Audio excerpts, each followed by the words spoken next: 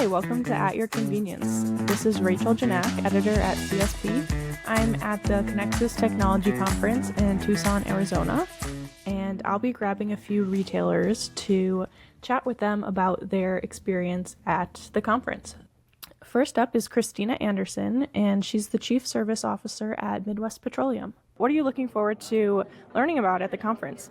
Hello, everyone. I think primarily I'm looking to learn how to leverage AI in order to speed up our software development timeline.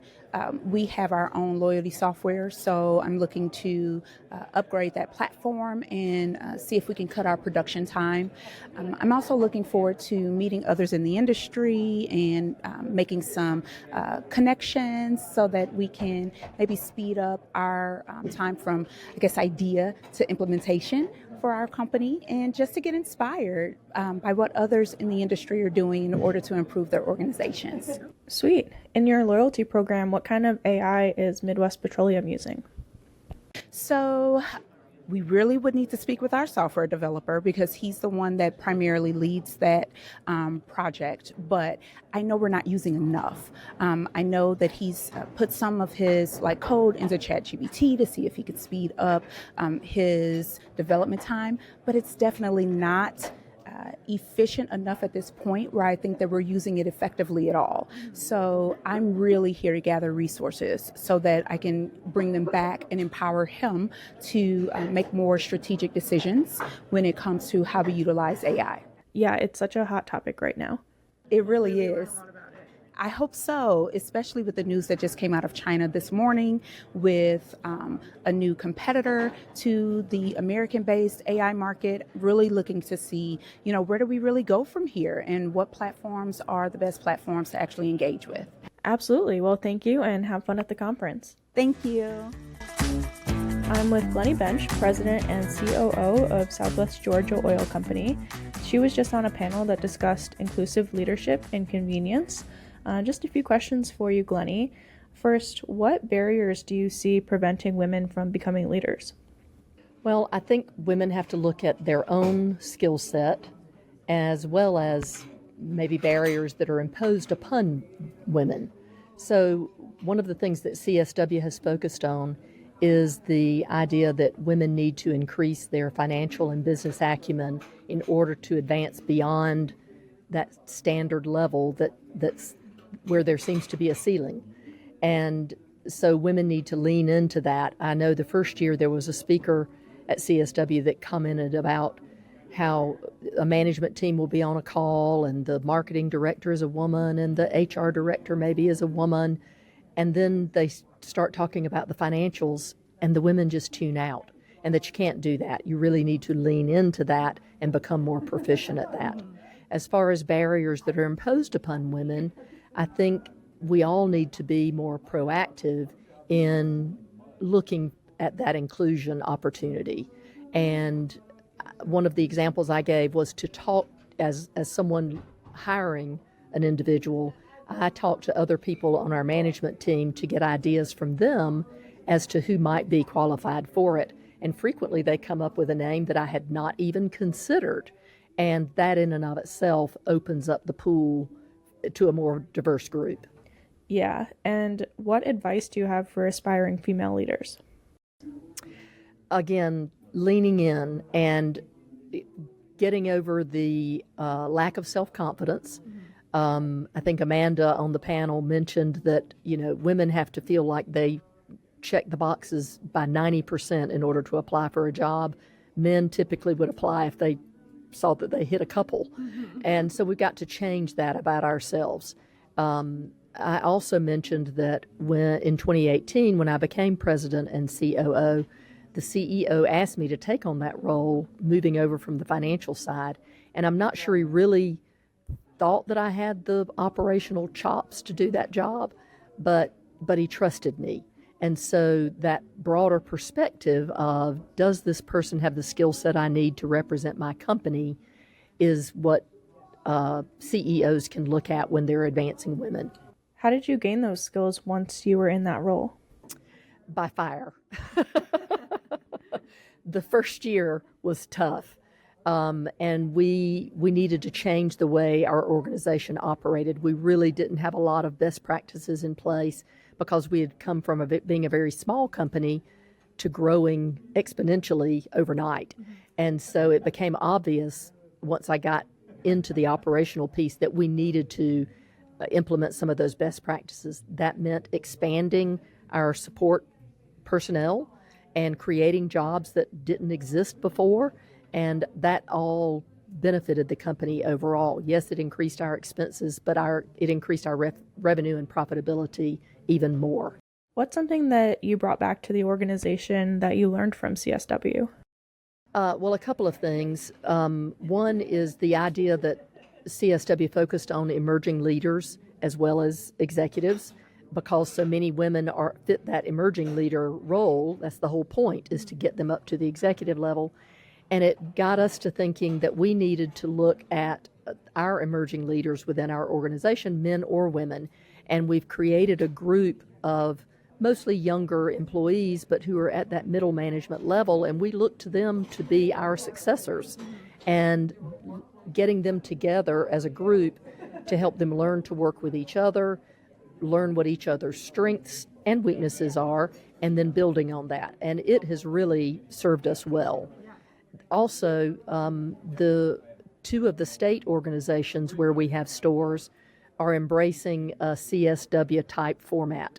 So the state of Alabama hosted one this year, and the state of Florida, I believe, started one this year, but they are going to expand it this coming year.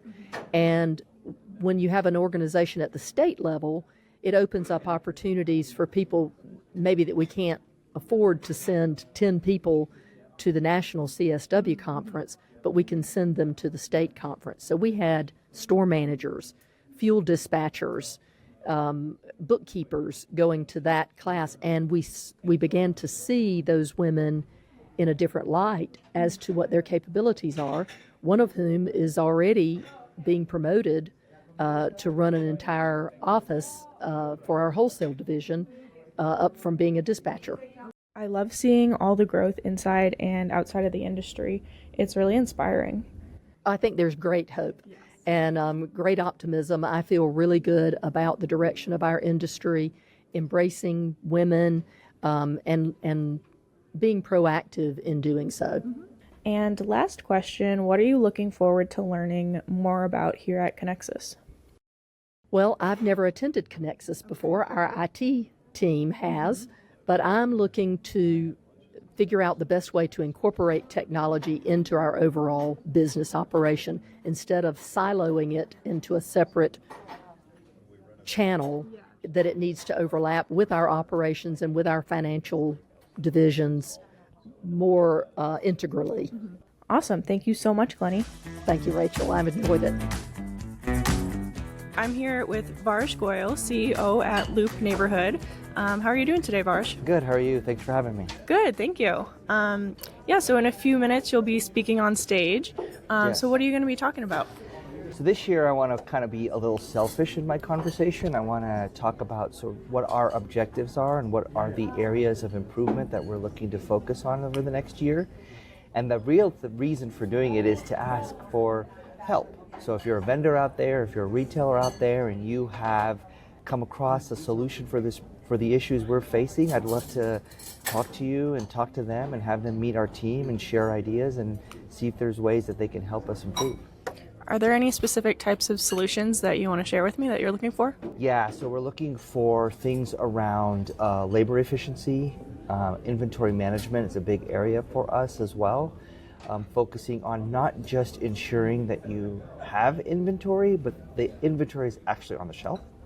A big area of focus of ours. And then also along the lines of loyalty and how do we better communicate with our loyal customers now that we've really developed and have a pretty robust loyalty platform. Yeah, do you think that would be like expansions on the app, or how are you thinking you might improve that? Yeah, it's a little bit of everything. So I think there's going to be expansion on the app for sure. There's also some plays where we're going to go in and look at retail media. How do we use the pump? How do we use the signs in the stores? Maybe use technology like 8112s to drive different types of promotions, and then see what resonates with our consumers. Yeah, CSP just had our first Retail Media Network forum, so I learned a lot about what retail media is all about. And so just curious, how far are you into that endeavor with retail media? Oh, we're very, very nascent, very naive and very new in this. Yeah. I mean, one of the struggles we're having is figuring out which vendors want to participate.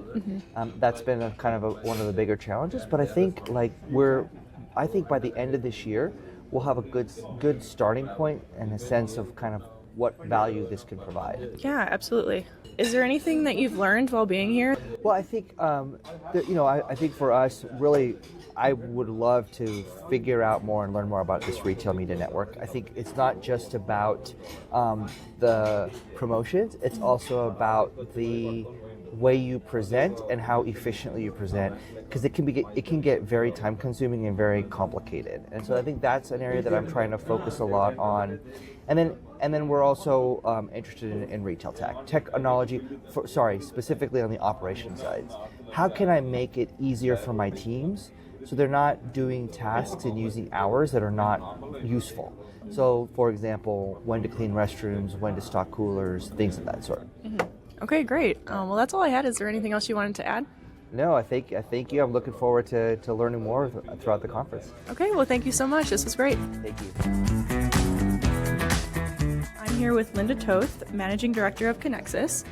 First, I just want to thank you, Linda, for putting on such a great show. I've learned a lot the past few days. Oh, you're welcome. I'm glad you were able to attend. Yeah, so how's the conference going for you?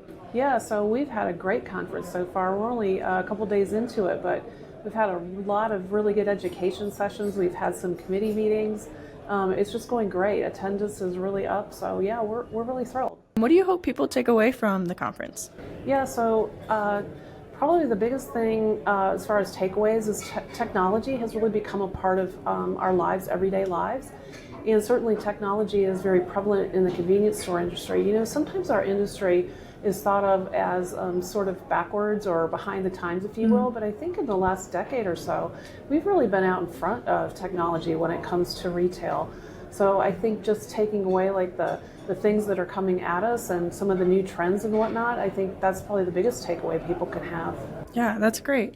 There's been a lot of sessions on different things like AI, edge computing, data security, and a lot more. But in your opinion, what do you think the hottest topic is right now? Well, certainly AI is a buzzword, but I don't know that that should be the hottest topic. You know, in some cases, AI is simply replacing things that we could already do.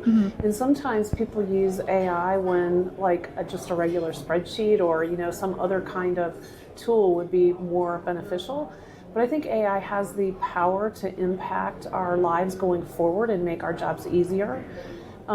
I think edge computing definitely is a huge trend, and I think that's going to really help people understand their tech stack and how they can more efficiently run their operations. So yeah, I think all those topics are pretty important.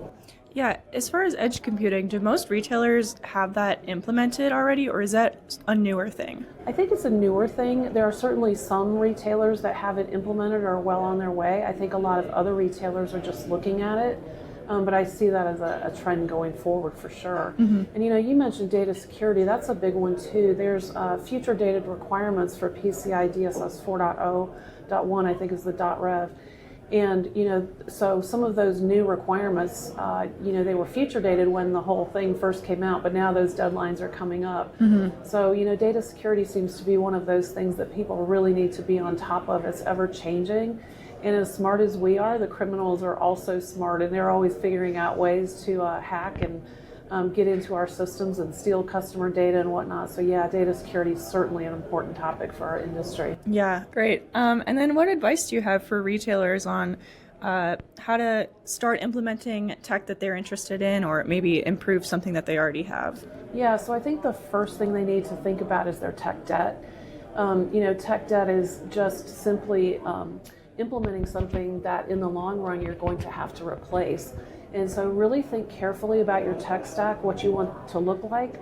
I would highly encourage the use of standards. That's a core function for Conexxus.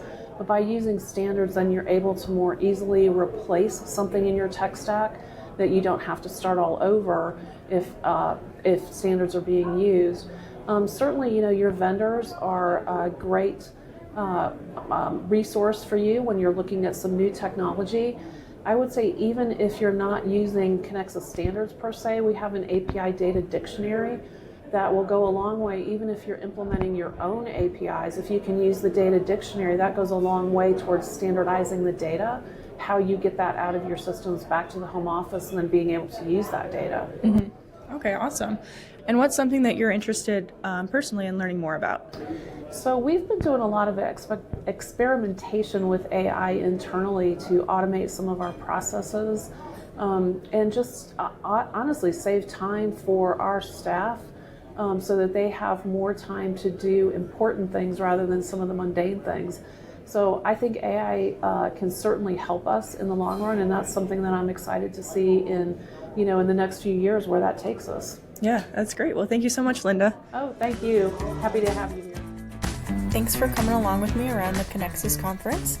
This was At Your Convenience. Have a great day.